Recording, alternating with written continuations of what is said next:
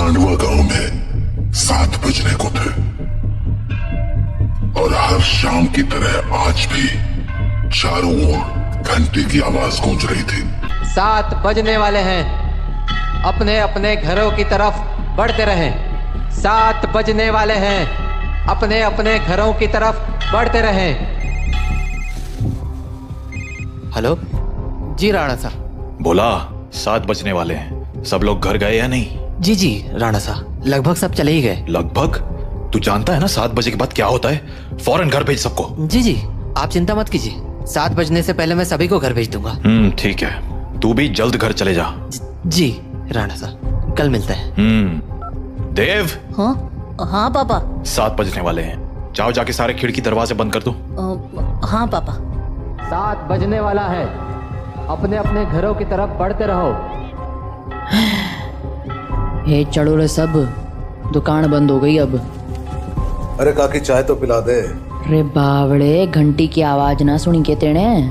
7 बजन को है, जल्दी से घर निकल वरना। अरे बुढ़िया तू बहुत सोचती है, ये सब बस फालतू की बातें हैं, इतना दिमाग मत लगाया कर। बब्बन बेटे, थारे से बहस करने का समय ना है हमारे पास। बेहतर होगा कि 7 बजने से पहले तू अपने घर पहुंच जा, क्योंकि अगर रास्ते में वो मिल गए ना तो दोबारा यहाँ मत आइयो, क्योंकि मैं दरवाजा ना खोलूंगी, समझ गया? जा यहाँ से अब। हाँ जाता हूँ। हाँ बोलो राणा सा। काकी सब लोग घर चले गए ना? हाँ सब चले गए। ठीक है, आप भी याद से खिड़की दरवाजे बंद कर लेना। रोज फोन करके यही बोले है तू। अरे 7 महीनों से गांव में कुछ ना हुआ तो अब क्या हो जाएगा? 7 महीने पहले जो हुआ था वो दोबारा भी हो सकता है, इसलिए सावधानी जरूरी है। पापा। हाँ?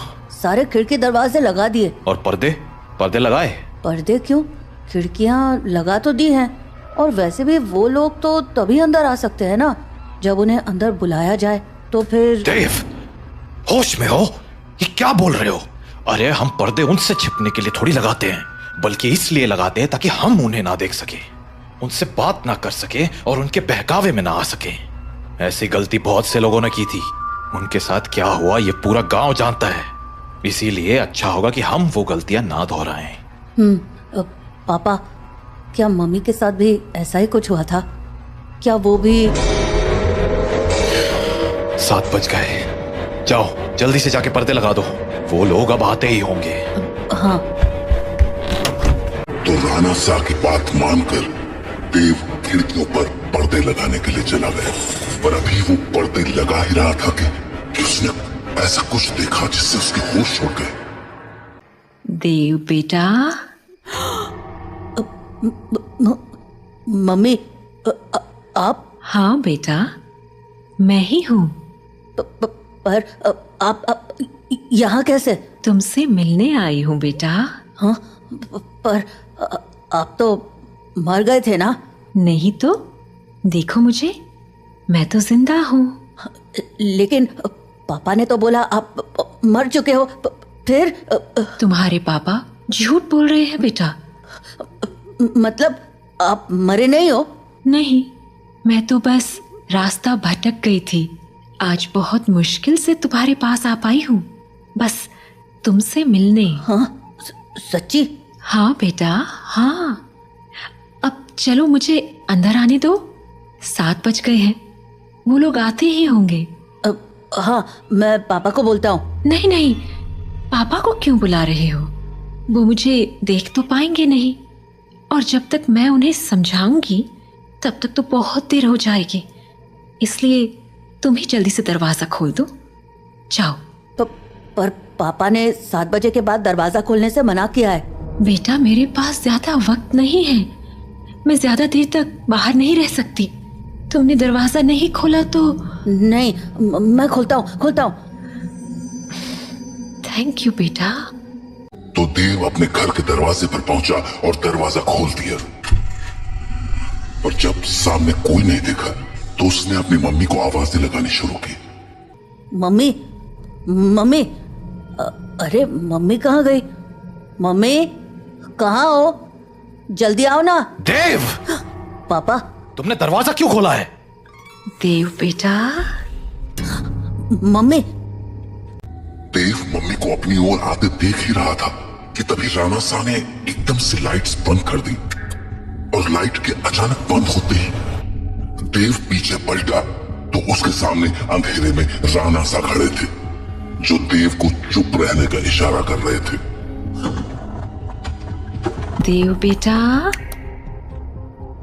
अरे कहाँ चले गए तुम? देखो मैं आ गई। मम्मी से नहीं मिलोगे? देव, देव। नंदिनी देव को आवाज लगा रही थी पर वो वहां था ही नहीं क्योंकि राणा सा ने उसे बगल वाले कमरे में छिपाकर दरवाजा बंद कर दिया था। पापा बाहर मम्मी थी और देव शांत हो जाओ, मैंने कहा था ना तुम्हारी मम्मी मर चुकी है। पर पापा उन्होंने बोला वो जिंदा है और देव बेटा, तुम अंदर हो ना? दरवाजा नहीं खोलोगे? तुम्हारी मम्मी आ गई। दरवाजा खोलो बेटा। पापा। कोई आवाज मत करो। लेकिन पापा मुझे मम्मी से मिलना है। तुम्हें अगर सच में लगता है कि वो तुम्हारी मम्मी है तो उनसे कल सुबह मिल लेना, ठीक है? पर अभी के लिए शांत हो जाओ। राणा सा, ओ राणा सा, अरे मिलने दो ना मुझे देव से। कब तक झूठ बोलोगे उससे कि मैं मर चुकी हूँ? राणा सा, आप सुन रहे हो ना? पापा। बेटा बिल्कुल भी ध्यान मत दो और आंख बंद करके सो जाओ। पर पापा, मम्मी ये क्या बोल रही हैं? शांत रहो देव, कल सुबह मैं तुम्हें सब समझा दूंगा। पर अभी के लिए चुपचाप आंखें बंद करो और सो जाओ। तो देव अपने पापा के कंधे पर सर रखकर सो गया और जब सुबह हुई तो राणा साहब देव को आवाज लगाते हुए बोले, देव उठ जाओ, सुबह हो गई है। हाँ सुबह हो गई तो मम्मी से मिल सकते हैं ना अब?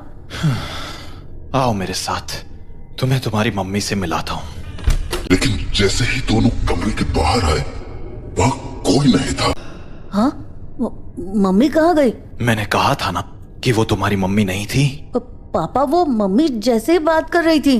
बेटा मैंने समझाया था ना तुम्हें, पर्दे लगाने के पीछे की सबसे बड़ी वजह यही है कि हम उन्हें देख ना पाए, उनकी बातों में ना आ पाए। जैसे कल तुम आ गए। पर वो बोल रही थी कि वो मरी नहीं है, जिंदा है। अगर वो मर गई है तो यहाँ कैसे आ गई?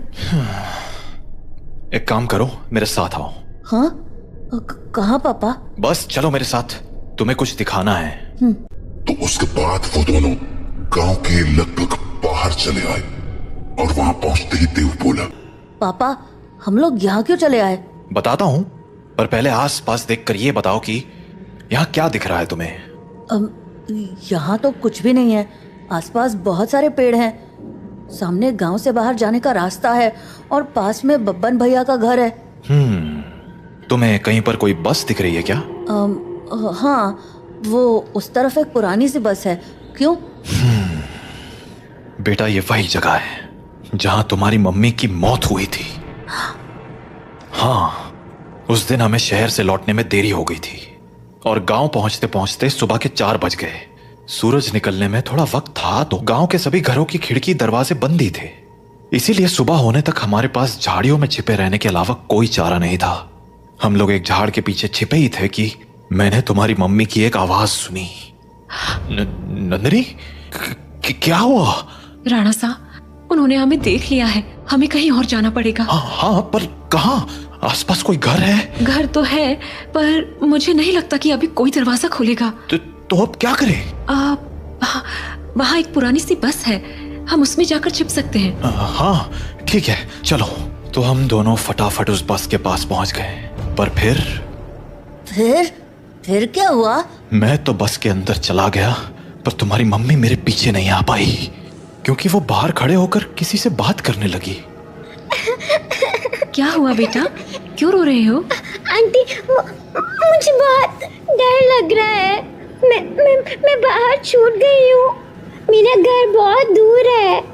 अरे बेटा रो मत, एक काम करो, मेरे पास आओ, हम लोग इस बस में छिप जाएंगे, फिर वो लोग हमें नहीं ढूंढ पाएंगे।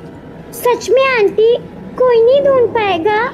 हाँ पक्का, कोई नहीं ढूंढ पाएगा। आ जाओ। थैंक यू आंटी, पर मैंने तो आपको ढूंढ लिया। हाँ?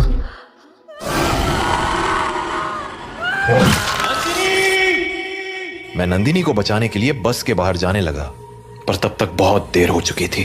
बस को उन लोगों ने चारों तरफ से घेर लिया था।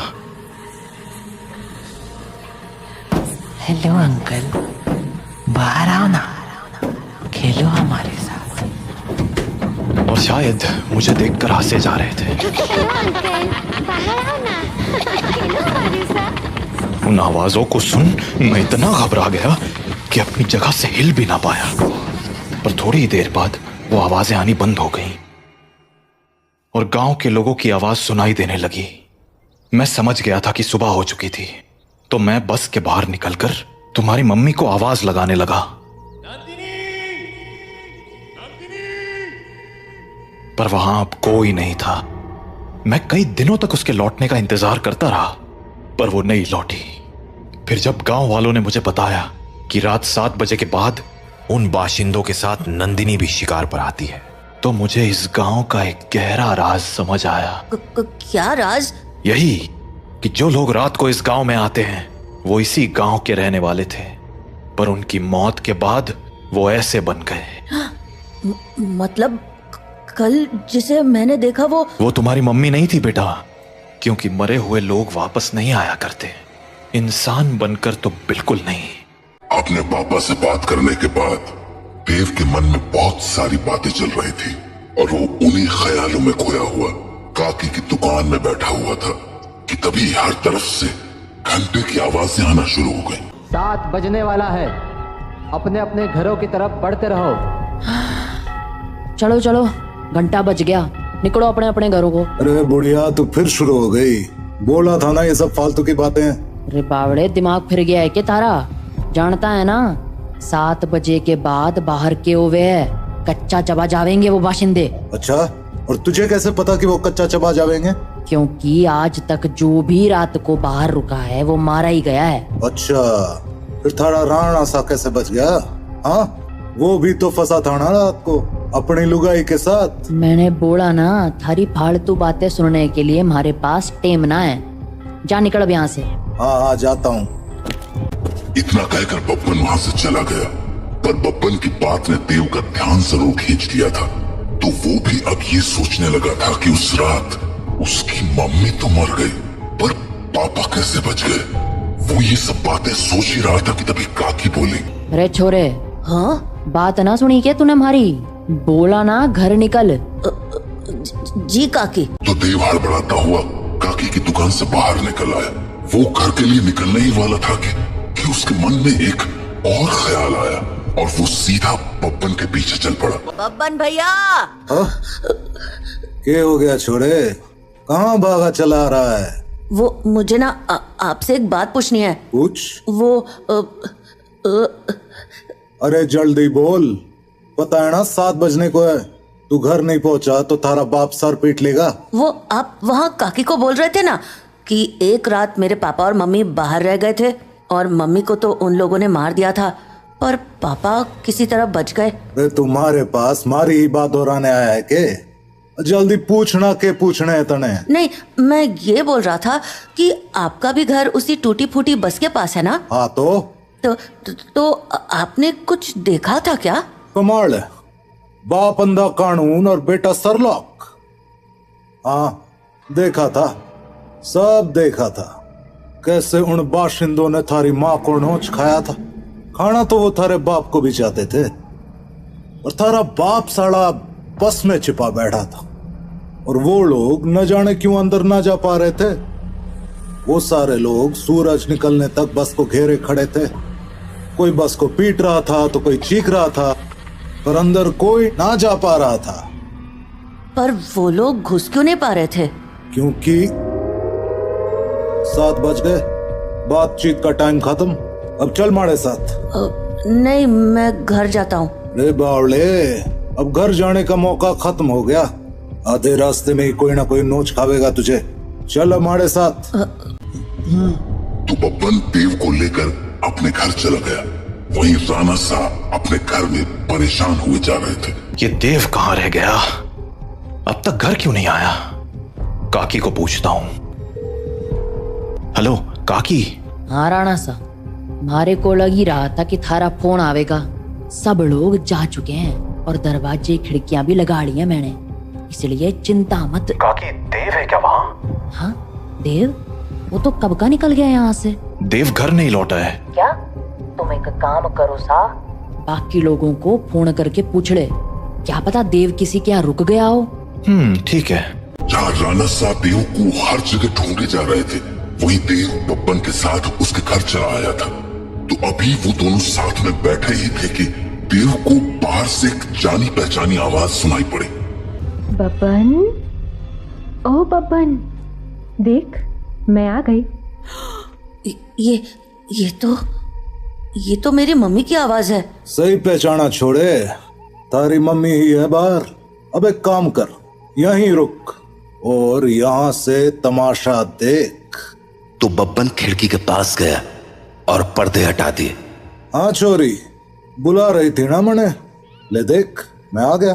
कितना इंतजार कराता है तू। इंतजार? अरे अभी तो आई तू।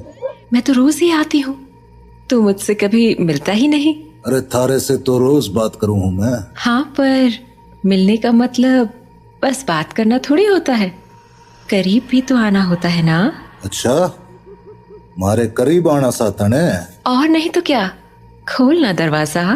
कमाल है छोरी, तू भी अपने राणा सा को इतनी जल्दी भूल गई। जो राणा सा देखेंगे नहीं, वो उन्हें पता कैसे चलेगा। कमाल है तू भी। वैसे थारे बेटे का क्या, वो तो देख सके है ना। ओफो बब्बन, तू भी ये क्या बातें करने लगा। हम दोनों के बीच में किसी दूसरे का क्या काम। जाना, दरवाजा खोल देना, मुझे तेरे से अच्छे से मिलना है।